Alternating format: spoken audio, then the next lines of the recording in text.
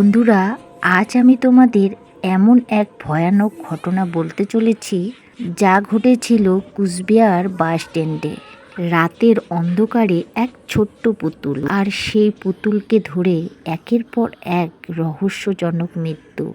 এই গল্পটি শুনলে হয়তো আজ রাতে ঘুমাতে পারবে না। আর হ্যাঁ বন্ধুরা, ভিডিওটা যদি ভালো লাগে প্লিজ আমার চ্যানেলটাকে সাবস্ক্রাইব করে দিয়ে পাশে থাকার অনুরোধ রইল।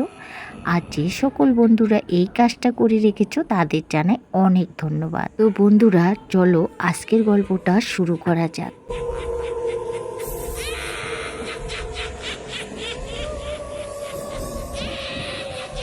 এক বর্ষার রাত, কুচবিহার বাস ট্রেন। তখন প্রায় রাত 11:30। বৃষ্টি থেমে গেলেও চারিদিকে কাদা আর ঠান্ডা হাওয়া। বাস স্ট্যান্ডের লাইটগুলো একবার জ্বলছিল আর একবার নিভছিল। সেই রাতে শেষ বাস ধরার জন্য অপেক্ষা করছিল একজন কলেজ ছাত্র। তার নাম রাহুল।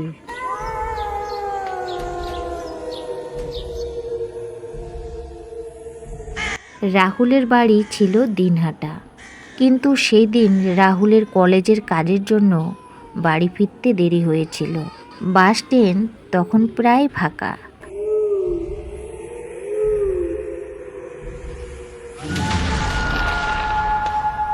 রাহুল দেখতে পেল দূরে একটা চায়ের দোকান বন্ধ হচ্ছে, আর কুকুরগুলো তখন অদ্ভুতভাবে চিৎকার করছিল।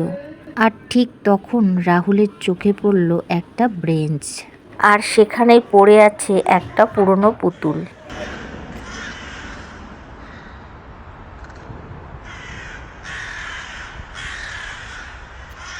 পুতুলটা দেখতে অস্বাভাবিক, আর তার চোখগুলো ছিল খুব বড় বড়, আর মুখে ছিল অদ্ভুত হাসি, আর তার পরনের জামায় কাদা লেগে আছে।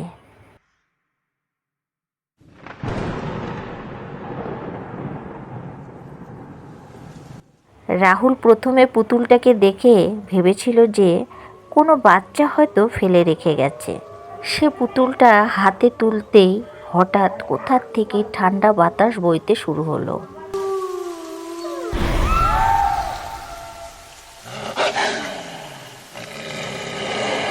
পিছন থেকে এক বৃদ্ধা চিৎকার করে উঠল, ওটা ছুঁয়ো না, ওই পুতুলটা মানুষকে নেয়। রাহুল বৃদ্ধার কথাটা শুনে একটু ভয় পেলেও সে সাহস করে একটু হেসে বলল, একটা পুতুল আবার মানুষকে নেয় নাকি?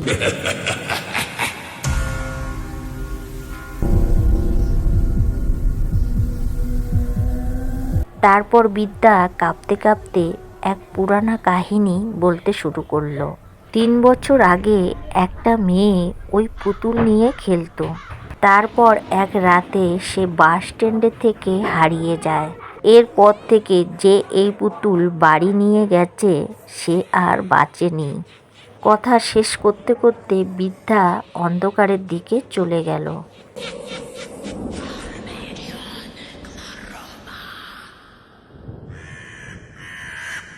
রাহুল এসব কথা বিশ্বাস করল না। সে পুতুলটিকে ব্যাগে ঢুকিয়ে নিয়ে বাড়ির দিকে রওনা দিল। বাসে ওঠার পর থেকে একের পর এক অদ্ভুত ঘটনা শুরু হলো। বাসে সবাই ঘুমিয়ে পড়লেও রাহুল শুনতে পেল, আমায় ছেড়ে তুমি যেও না।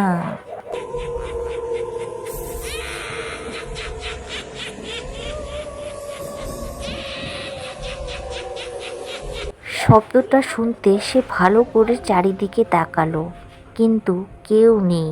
হঠাৎ তার ব্যাগ নড়ে উঠল। রাহুল দ্রুত ব্যাগের চেন খুলল। সে পুতুলটাকে দেখল, আর এখন পুতুলের মুখে আরও যেন হাসিটা দ্বিগুণ বেড়ে গেছে, আর চোখ দুটো যেন আরও জীবন্ত হয়ে গেছে।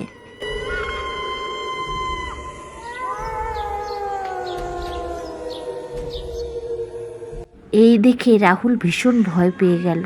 সে তাড়াতাড়ি করে ব্যাগের চেন বন্ধ করে দিল। বাস যখন ফাঁকা জায়গা দিয়ে যাচ্ছিল, হঠাৎ ড্রাইভার ব্রেক কষল। ড্রাইভার দেখতে পেল সামনেই রাস্তার মাঝখানে দাঁড়িয়ে আছে একটা ছোট্ট মেয়ে।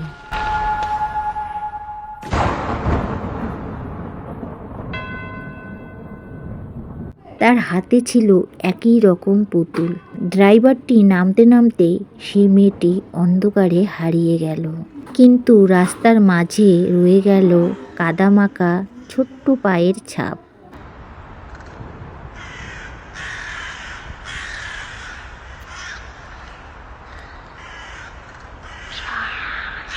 রাহুল রাতে বাড়ি ফিরে সে সেই পুতুলটা টেবিলের উপরে রেখে সে ঘুমিয়ে পড়ল। রাত তখন প্রায় ৩টা। হঠাৎ ঠকঠক আওয়াজ, কেউ যেন দরজায় আঘাত করছে। রাহুল উঠে দরজা খুলল, কিন্তু সে দেখল কেউ নেই।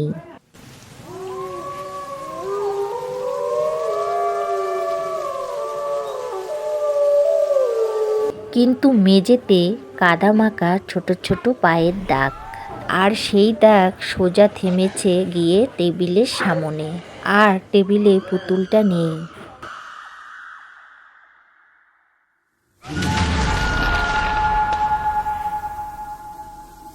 এই দেখে রাহুলের বুক কেঁপে উঠল।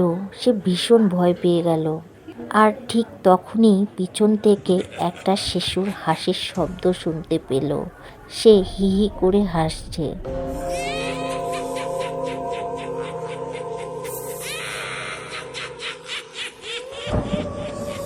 রাহুল ভয় পেয়ে সে ধীরে ধীরে পিছনে তাকালো।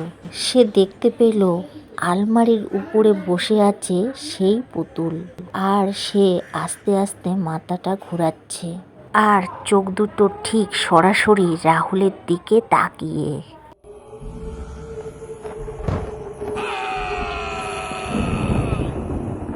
পরের দিন সকালে রাহুল আবার সেই কুচবিহার বাসস্ট্যান্ডে গেল।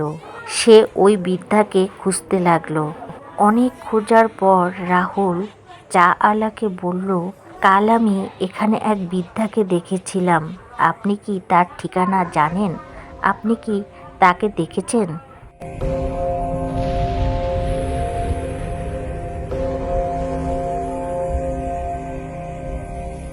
রাহুলের মুখে যে বিদ্যার কথা চা আলা শুনলেন, তিনি অবাক হয়ে গেলেন। তিনি বলতে লাগলেন, ওই বিদ্যা তো 2 বছর আগে মারা গিয়েছে। এই কথা শুনে রাহুলের শরীর ঠান্ডা হয়ে গেল।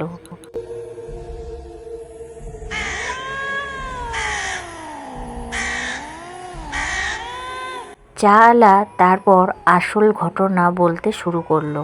3 বছর আগে একটা ছোট্ট মেয়ে তার মায়ের সঙ্গে বাসস্ট্যান্ডে এসেছিল। তার হাতে ছিল একটি পুতুল। হঠাৎ মেয়েটি ভিড়ের মধ্যে হারিয়ে যায়, আর তারপর থেকে মাঝে মধ্যে সেই পুতুলটা নাকি এখন দেখা যায়।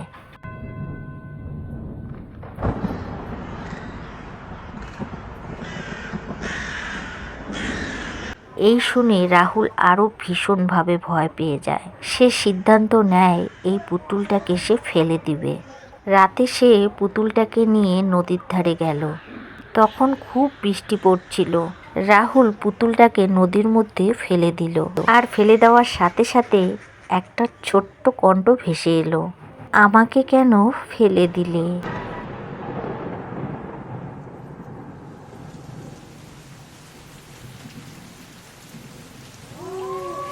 রাহুল পিছনে তাকিয়ে দেখল। সে দেখতে পেল সেই ছোট্ট মেয়েটা দাঁড়িয়ে আছে। তার চোখ দুটো পুরো কালো, আর মুখে রক্তের মতো লাল দাগ, আর হাতে সেই ভেজা পুতুল।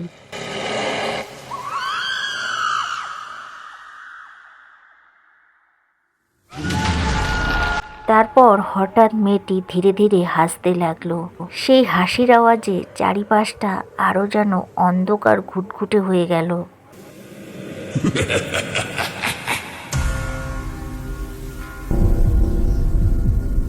পরের দিন সকালে নদীর ধারে রাহুলের শুধু জুতো পাওয়া গেল।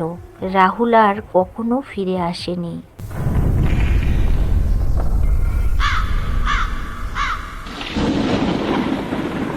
আজও নাকি কুচবিহার বাসস্ট্যান্ডে গভীর রাতে গেলে একটা ছোট্ট মেয়েকে দেখা যায়, আর তার হাতে থাকে ভেজা পুতুল। সে শুধু একটাই কথা বলে, আমাকে ফেলে যেও না।